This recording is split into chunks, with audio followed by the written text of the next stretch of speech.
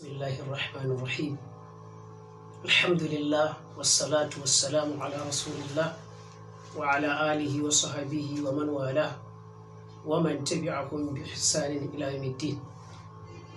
Bayan haka masu kallon mu sauraron mu a daidai wannan lokaci cikin wannan tasha mai albarka mai suna Al-Misbah TV muna gabatar muku da gaisuwa irin ta addinin musulunci. Assalamu alaikum wa rahmatullahi barakatu. Barkanmu da sake saduwa a cikin wannan shiri namu mai suna duniyar masoya a shari'a ta musulunci.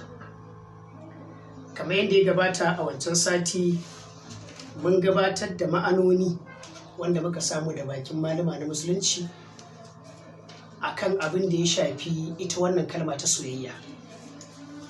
Babu shakka malaman musulunci daban-daban sun gwada mana ma'anoni daban-daban da suka shafi wannan kalma ta soyayya.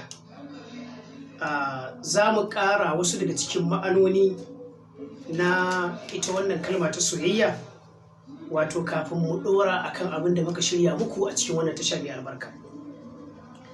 Daga ciki akwai ma'ana ta babban malami Imam Tha'alibi wanda mun faɗi wata ma'ana tashi ta farko dangane da soyayya a wancan lokaci, kuma insha Allah za mu ƙara ma'ana ta biyu albashi kuma sai mu wuce ɗaya fage. Abin da yake cewa ita soyayya wata aba ce da take hutar da zuciyar masoya. Wato manufa a nan shine duk lokacin da masoya suke ƙaunar junansu to wannan soyayya ɗin tana taimaka musu wajen zukatansu su samu hutu. Wannan hutu da zukata suke samu shine ɗauke ma juna kewa ta hanyar wannan soyayya ɗin. Za ka samu saboda shauƙin soyayya da mangarinta da hasashenta da ƙoƙarin sa kai a cikinta, mutum wani lokacin ya kasancewa bai ci ba sai yake ganin kamar ya ci, bai sha ba yake ganin kamar ya sha.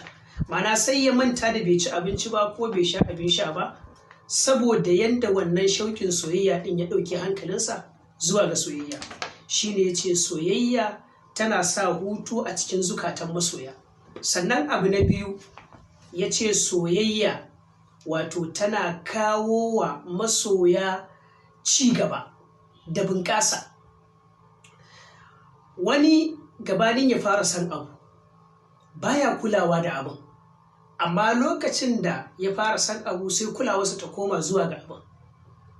Misali, wani bai kula da harkar abin da ya shafi san abin hawa ko san gida ko san wani mutum ba, amma lokacin da ya kamu da san ɗaya daga cikin abubuwan nan gaba ɗaya kulawarsa sai ta koma zuwa ga abin. Idan muka yi misali kamar san mutum, abin da ya shafi san mace,